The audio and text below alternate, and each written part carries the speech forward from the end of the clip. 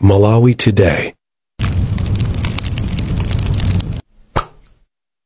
Matani 200,000 chiyamba kufika mdziko muno kuchokera ku Zambia m'masiku makumi atatu akudzawa.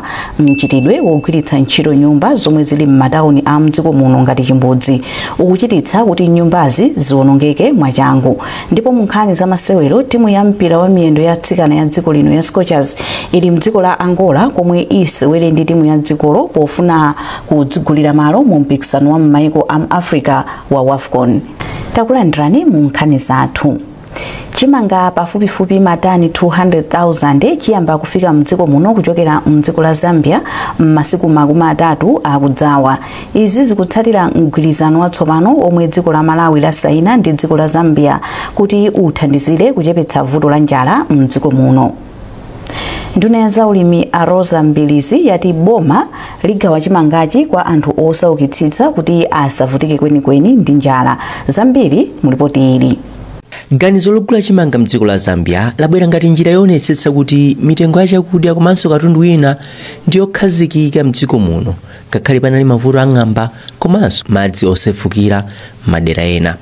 Nduna ya zaulimi mdziko la Zambia Ruben Ntolo wati boma la Zambia lipitirira kugwira ntchito ndi dziko la Malawi poonetsetsa kuti anthu mdziko muno ndiotetezedwa ku vuto la njala.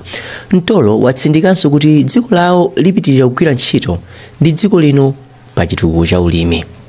Ngati immediately takonza zonse zofanika uzochitika iseolomava tingayambe uchitaririzi chimanga. Momwe tachitira contract ni yakuti boma ya Malawi ndiyo izambo bwero tenga chimanga kumashedi omwe alufuna kuti atenge. So it is entirely in the hands zili mmanja ya boma ya Malawi. Tapanga contract yomwe yanashisa zinthu kwambiri. It is so much in favor of the government of Malawi because we don't want Malawi kutapite zitinapita mwezi tizithandizana. Ndipo nduna ya zaulimi kuno ku Malawi a Rosa Mbilizi yati boma lionetsetsa kuti nkhokwe za mdziko muno zili ndi chakudya chokwanira komanso kuti ulimi wanthirira wapita patsogolo ndinso kulimbikitsa ulimi wa mbewu zopirira kuchiwawo. Yes, chimanga chimene tikugula ku Zambia ndi chimanga chimene MVAC amene amayang'ana kuti kodi ndi anthu angati amene atakhale ndi kuti alibiretu chakudya avutika ndi njala tapeza kuti ndi anthu 4 million. Ndiye chimanga chimene tikugulachi kuchita target anthu 4 million amene koma deficit imene yapezeka kumayi kunoku ndiyo kuti tiyipanaso kuzera kwa iwo osakhala ndi chimanga mmatebo kuti agulitse anthu. Malinga ndi malipoti a bunge la MVAC, anthu 4 million ndi omwe akufunika thandizo la chakudya, ndipo boma layitanisa chimanga kuchoka mdziko la Zambia ngati njira yochepetsa vuto la kuperewera kwa chakudya mdziko muno. Trust Office, MBC, Lilongwe. Bambo Boniface Tamani amu Archdiocese ya Blantyre ya mpingo wa Katolika ayamikira President Professor Arthur Peter Mutharika poonetsa kuti ndi munthu osintha pamene akulamulira dziko lino kachiwiri. Mmodzi mwa ansembe a mpingo yemwenso anakhalanso wa pampando wa paki a Boniface Tamani ati Amalawi ali ndi chiyembekezo pa ulamuliro watsopanowu. I think dziko munomu masoka change. Zaka 5 zabirazo. Ndipo pia sama wana amene apatani amodera. Amalawi ndi anthu abwino sapanga za violence. Ngakhale violence imaoneka pena ndi pena. Koma you do not have organized people kuti anthu azita organize kuti amene amakwina ndi zikwanja nafe tipita Kongo. In other countries amazita anthu organize. Anthu otoka ndipo akanawo naso. Kuma Malawi has a peaceful young people. Atu sambo zonsezi mwana kuti anthu ndalama zochepa zaloweza misongo matakusewera samanga wanakana na 50,000 Tanzania kwa pasa family mbili zipatalamu kupeza kuti ili maskana zimulibe chani mankhala chani palibe misewu imene kuoneka kuti mapoto zambiri mbili and people are playing with young money. They had the right to be annoyed and the right also maybe to be violent. Koma Malawians don't take that route, and so we should congratulate them with the peace-loving people, and we should continue like that. Komano tasanka boma tasankali linali bosombulo. So we are simply saying kuti Malawi sikuti aiwala zimene kuchosera ndi mazija sana dani sana iwale. So as government you are not 100% whole. It is an conversation. Listen to the people on the ground. Listen to their problems and try to help them. Pamene mukuyeseza because kukanika anthu aona. Pamene mukuita dala kutsakita boka ataniso aonaso. Choki tupempha kuti pakhale ulamuliro wachani wabwino, good governance. Kweli kutani tikupempha. Boma alipempha kuti lilowelerepo pa chinyengo chomwe chikuchitika mdera la mfumu Saidi Mwasungu mboma la Mangochi pomwe anthu akukumba golide mu nkhalango ya Namizimu. Mfumuyi imayankhula izi pa ulendo omwe MBC inapita kukaona mmene anthu a mmudzimu akugwirira ntchito yosakati zidutswa ta golide tosalira ku ntchito zomwe makampani ena akhala akuchita zokumba golide mwa chinyengo. Nayo Devi Uma ndi nkhani yonse. Kungofika mmudzi mwa Mwasungu kwa mfumu yaikulu Makanjira mboma la Mangochi, chitsimikizo chokuti mudziwu kutsalira pa chitukuko chimafika m'maso mwa alendo. Ngakhale izi zili chomwechi, eni mudziwu amadabwa chifukwa amakhulupirira kuti mudziwu uli ndi golide ochuluka kwambiri okuti kungokumba dothi la pamwamba nkulitsuka mu mtsinje wa unga, munthu amatha kupeza zidutswa za golide zomwe zimatsetsereka kuchokera m'mapiri a Namizimu nthawi ya mvula.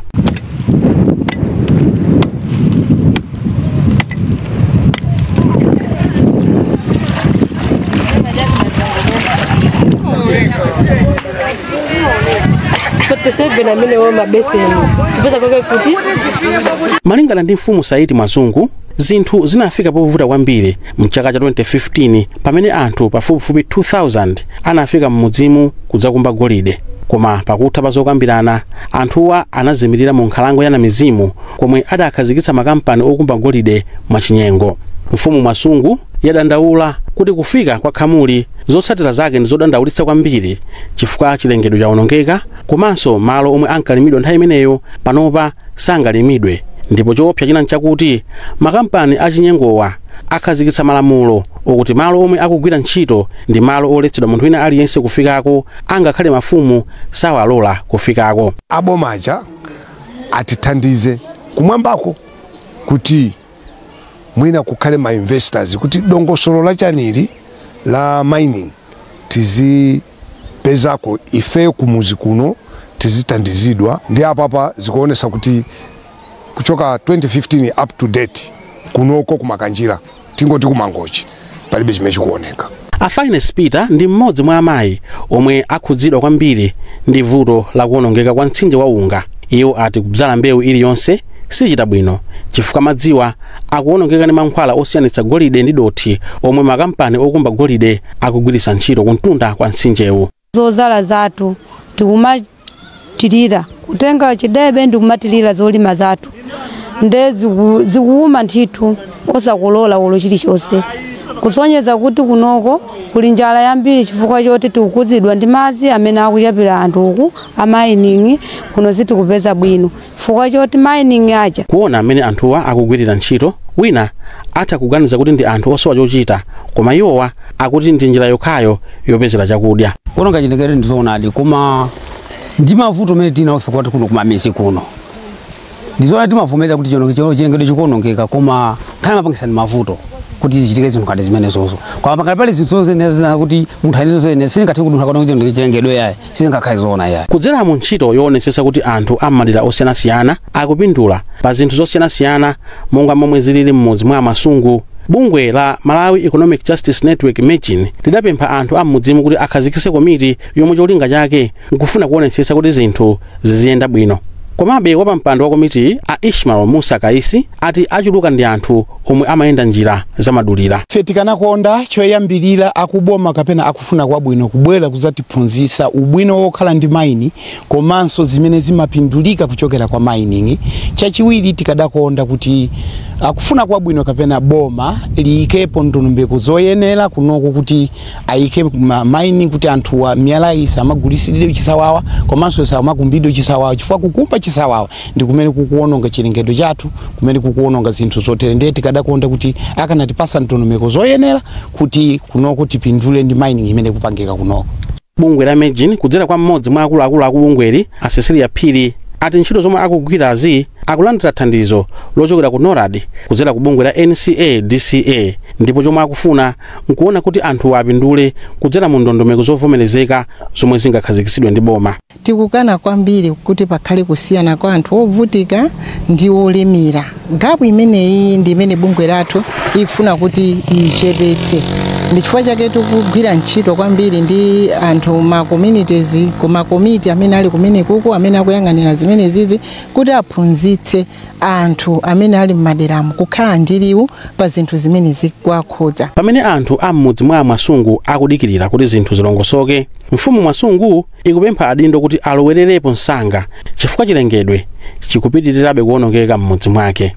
Dave Umar, MBC, Mangochi. Mlembi wamkulu munduna ofalitsa nkhani Abadwin Chiyamwaka apempha ogwira ntchito ku bungwe lowulutsa mawu la Malawi Broadcasting Corporation MBC kuti athandize boma kukwaniritsa masomphenya ake achitukuko. Achiyamwaka ayankhula izi ataonetsa koyamba yemwe akugwirizira udindo wamkulu wa MBC a Arthur Chipenda kwa ogwira ntchito ku bungweli ku Blantyre lachitatu. Achipenda alowa m'malo mwa a George Kasakula omwe awayimitsa pa udindo wawo ngati mkulu wa bungwe la MBC. Kwakukulu timatsangwa dziwitsa kukuonetsani amene ali Director General ogwirizira pa nthawi ino achokera ku Ministry of Information kubwera kuno ku MPC. Ku Ministry of Information ni Director wa Information. Komano asankhidwa ndi boma zimenezi sikoyamba zimachitika nthawi zonse. Mwachitsanzo ku Ministry of Information ndipo tiliso ndi ena amene ndi Chief Executive Officer ku Malawi Digital Broadcasting Network timati MPDNL Mr. Dennis Chirwa nawonso anatumidwa amene kuchokera kugwira ntchito ngati mogwirizira. Chimodzimodzinso Achipenda awatuma pano. Ku Malawi Housing Corporation tinaperekanso chitsanzo kumene kujaso kuli a Ministry of Lands and Housing omwe akugwirizira malo. Ndiye zimachitika ndithu mboma kusankha munthu wina wake kukagwira ntchito ku bungwe kapena unduna wa boma malinga ndi mmene boma lafunira. So chawakondweretsa Appointing Authority kudzera mu office ya Chief Secretary to government kuti abwere Achipenda azagwire ntchito kuno. Ndiye timapempha staff kuti ayigwira nawo ntchito bwino chifukwa MPC ndi bungwe lofunika kwambiri pa chitukuko cha dziko lino. Mwina ku MPC anthu ogwira ntchito ku MPC nthawi zina samvetsa. Ndiye timafuna tichite emphasize kuti bungwe la MPC pa chitukuko cha dziko la Malawi ndi bungwe lofunika kwambiri. Komanso ndi amene angathandize kuti zimene adalankhula mtsogoleri wa dziko lino wolemekezeka Professor Arthur Peter Mutharika pa tsiku limene amalumbiritsidwa ndi kuwaonetsa ngati president watsopano wa dziko lino wachinamba 7 kakasanu ndi ziwiri. Ndikofunika kuti MBC itenge zimene zija ndi kumazimasula kuwaphunzitsa anthu kuwasonyeza anthu mmene zingathekere. So ndi udindo wanu nonse ku MBC motsogozedwa ndi Mr. Chipenda kulithandiza dziko lino, kumthandiza mtsogoleri wa dziko lino, kuthandiza ife tonse kuti tigwire ntchito limodzi lotukula dziko lino. Nkhanizi zikukufikani kuchokera kuno ku MBC. Tentonenso mitu yake. Chimanga pafupifupi matani 200,000 chiyamba kufika mdziko muno kuchokera ku Zambia m'masiku makumi atatu akudzawa. Mchitidwe wogwiritsa ntchito nyumba zomwe zili m'matauni a mdziko muno ngati Chimbudzi likuchititsa kuti nyumbazi zonongeke mwachangu. Ndipo mu nkhani za masewero timu ya mpira wa miyendo ya atsikana ya dziko lino ya Scorchers ili mdziko la Angola komwe isewere ndi timu ya dzikolo pofuna kudzigulira malo mu mpikisano wa m'mayiko a Africa wa AFCON.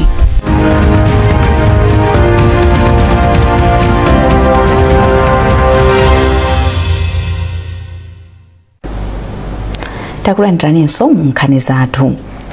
Ngakhale pali nyumba zapamwamba m'mizinda ndi m'matauni ikuluikulu ya dziko lino, nthawi yokhalira yake itha kuchepa malinga nkuti anthu ena asandutsa nyumbazi kukhala malo wotayira mu mikozo akazingwa maka kamba kakusowanso kwa zimbudzi zomwe angathe kugwiritsa ntchito.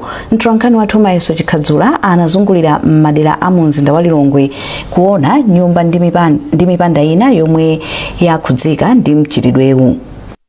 Kufika malo osiyanasiyana a muzida wa Lilongwe momwe anthu akuchitapo ntchito zawo za malonda zikuonetsa poyera kuti mchitidwe la madzi paliponse kapenanso kukodza ndi ochuluka kwambiri m'madera awa. Zimenezi zikuchitika m'misika yomwe mulinso nyumba zikuluzikulu momwe muli fungo lochuluka lomwe limafikira anthu omwe akudutsa m'madera awa.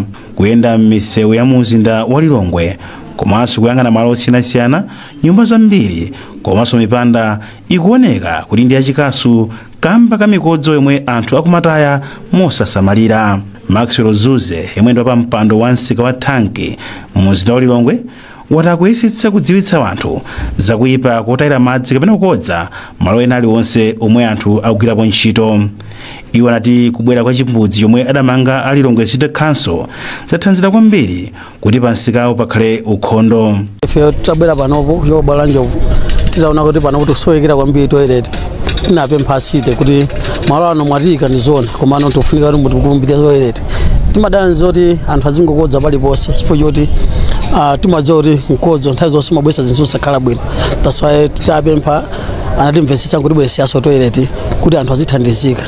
Mmodzi mwa anthu ochita malonda pa msika wa Biwi a Frank Banda anadzudzula a Lilongwe City Council omwe anati nthawi zambiri amachedwa kufika zochotsa zinyalala zomwe anati zimenezi zokolezeraso mchitidwe anthu azitaya madzi kapena kukodza pena paliponse.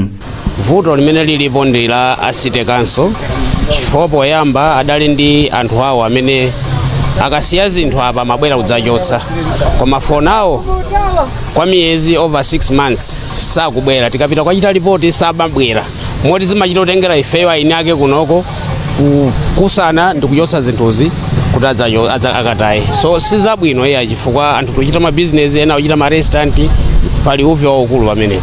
Koma vuto ndi City Council osati family tupanga business.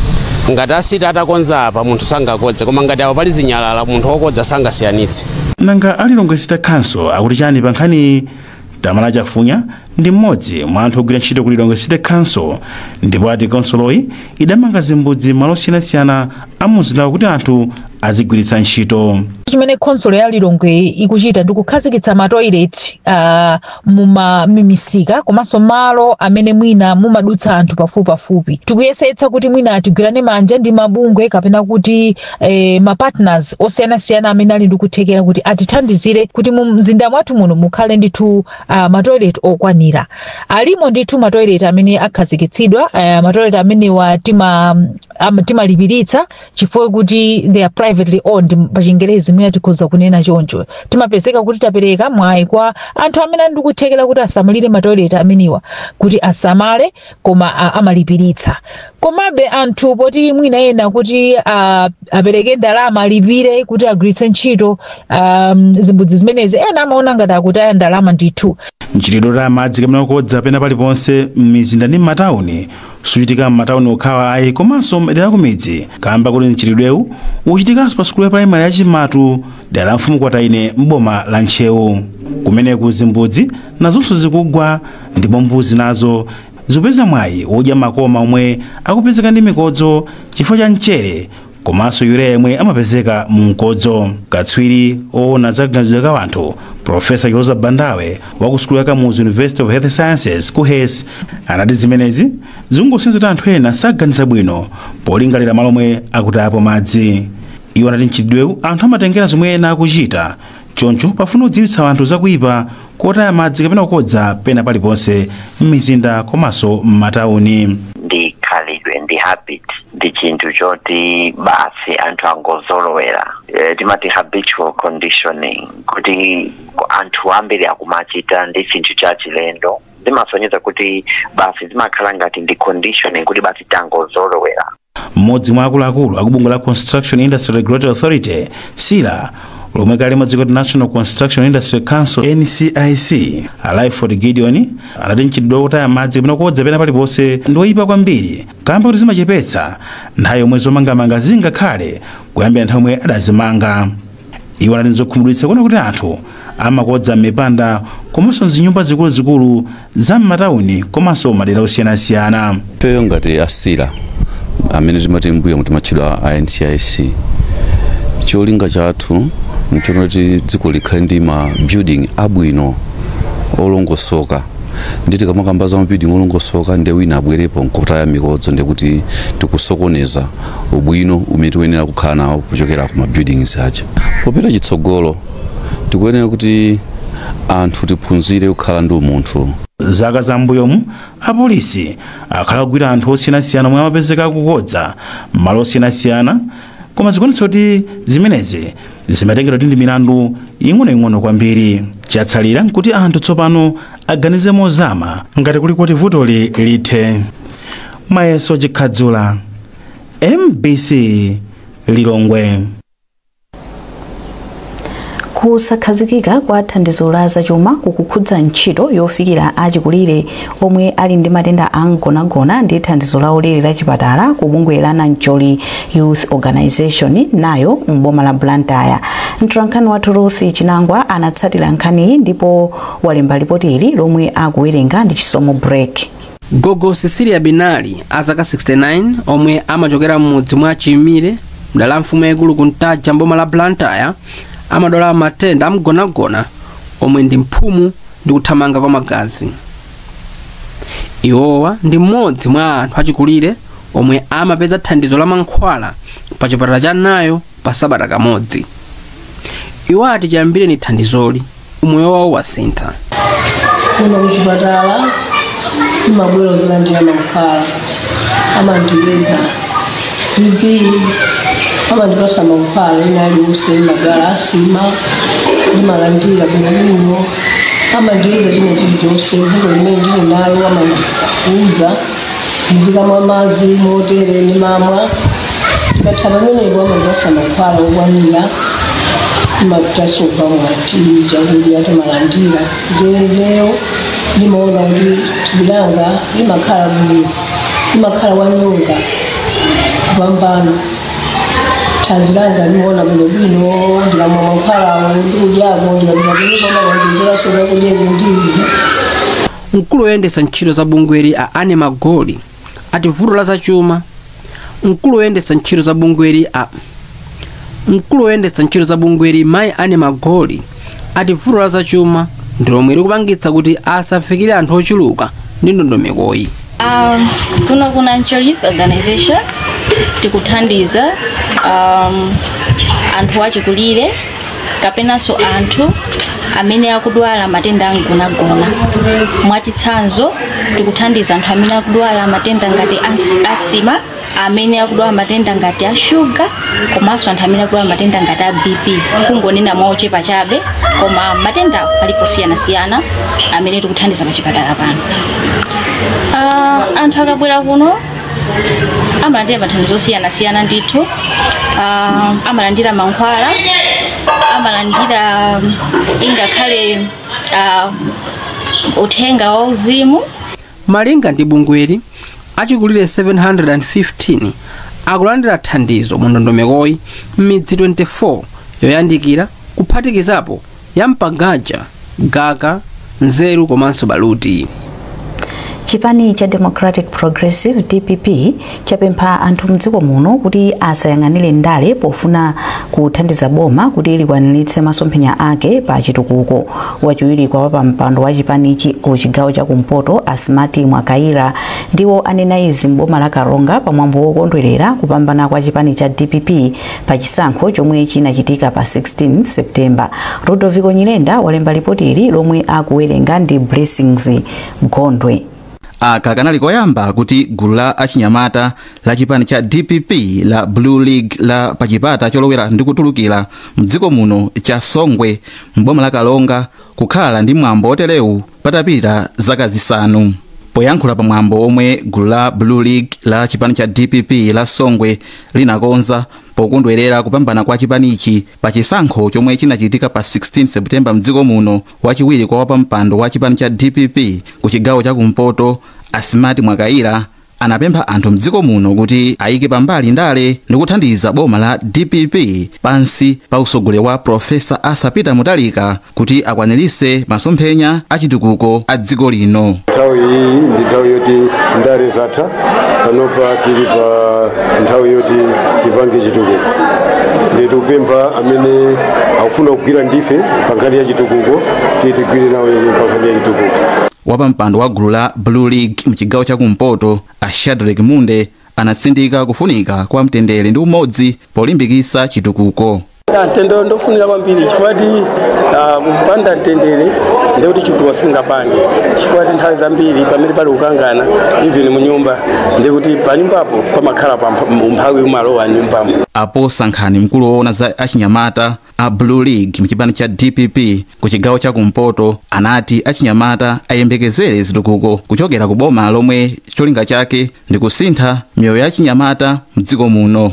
DPP yakonzeka kusamala achinyamata yachosa school fees kuyambira come January 1st kupita uko school tukamati kusegulira mwana azangotenga chikwama chake kumakalowa mkalasi nkhani ya school fees kulibe kusonyeza kuti APM ndi DPP choyambirira akuyang'ana kwambiri tsogolo la dziko linoli. Agrupu amwandenga anati ali ndi chikhulupiriro kuti boma lika ndondomeko zothana ndi mavuto monga kusowa kwa chakudya, fetereza ndi kukwera kwa katundu mdziko muno.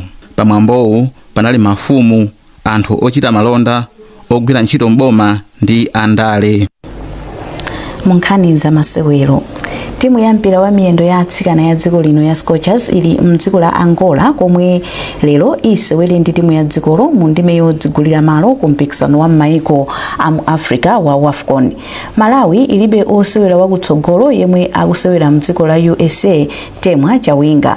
Mtolankhani wathu wa za masewero Amini Musa ali mu studio muno kuti atifotokozere zambiri. Amini, takulandira. Atatiuze kuti masewero wa ndofunika bwanji ku timu ya Malawi.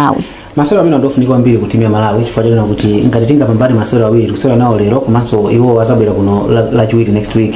Tikangopambana masewero amene wawa ndi kuti ife kwa nthawi yoyamba timu yathu ya Sungwana yapanga qualify kapena kuti yapita yazigulira malo ku mpikisano wa WAFCON. WAFCON ni masewero amene kapandi mpikisano wa maiko muno mu Africa uja wa nyamata timati AFCON. So iyi ndi AFCON ya asikana kana AFCON ya Sungwana. So kwa nthawi yoyamba timu ya Malawi ikonza kupita kumene ngati ingapambane masewero amene wawa. Koma choyambirira lero liko awe kapena kwa iniko ku Angola kuti pambane kubwera kuno lachiwiri tizangomalizisa. So mwina kuthera kuti dziko la Malawi likoza kulemba mbiri ndipo mbiri imene ikoza kuyamba lero ngati Malawi Scorchers ingagonjetsa Angola lero bwino kuti lachiwiri uzangomalizisa ndipo kwa nthawi yoyamba mu mpikisano umeneyo Malawi itakupezeka kumeneko. Ukutanthauza kuti Malawi ili ndi kuthekerako kuchita bwino masewero amenewa kuposa Angola. Yes, ndikuona choncho. Timu ya Malawi ndi osewera bwino kwambiri komanso yakhayi kuchita bwino kwambiri, yakonzekeranso bwino kwambiri. Mukonzekera masewero amene wa timu ya Malawi inali ku Zambia yasewera masewero awiri, inali ku South Africa yaseweranso masewero ndi South Africa, komanso inapita ku Morocco kukonzekera timu imene ya Angola. So ngati timu yakwanitsa kupita ku Angola, ku Morocco, South Africa, komanso kupita ku Zambia ndi timu ibwino. Komanso ikang'amina ndani ndosewera tindaji na Tabitha ambiri oti ndabwino kale kamene kuchita bwino kwambiri pa dziko lonse matimu awo abwino kwambiri konti tindaji na Chimuma Dise kuti timu Mazembe timu yakulu kwambiri muno Africa ina asimenya kwathu konkuno tinawo. Of course timu ya Angola isuti tingaichepeserapo komabe nawonso ndi osera ngapo ena amasera ku Brazil, ku Sweden, ku Greece, ku DRC komwe konso komabe tikangana masera okona 8 mbuyomo angopamana ku masera amodzi. Sonza kuti ife ndi apa handi out of 8 games yo apamana masera amodzi kufana na mphamvu amodzi 6 kugonja ndi muno ife tikuzowagonjesa kali 7. Kutanthauza kuti ndoti Malawi yatenga osewera amene ali ndi chilimbikitso. Malawi yatenga osewera amene ali chilimbikitso kungopatula kuti mwina Temwa kulibe. Kutemwa ikulibe chifanya timu yake na kuti ndi ovulala kuti ndiye ndi ovulala komanso yatsimiza ndi ovulala. So tena kuti ndi Temwa Chawinga ndi Tabitha chango sokotana kuti apherato komabe apa singane kuti fanya kuti Temwa kulibe ndiye kuti timu isichita bwino. Tindichi kulubirana kuti ina Tabitha wa ina Asimenye atina Tendai amene atoka ku Zambia tina Rufi Chidzere amene amemenya sokolaya zikuzo kuchita bwino kwambiri. Ndizo ikundilimbitsa mtima kuti koyamba tikuzopita ku AFCON kwa maswala akakhamira chifanga tisawina awawa kubwera pa khomoleza kandi pressure zizivuta. Chabwino. Amini tithokoze chifukwa chobwera mu studio muno. Mtolankhani wathu wa za masewero Amini Musa kuti fotokozera zambiri zokhuza nkhani za masewero. Ndi nkhani imeneyo tafika pa mapeto pa nkhani zathu masanano koma tisanasiyane nayi nsometo yake.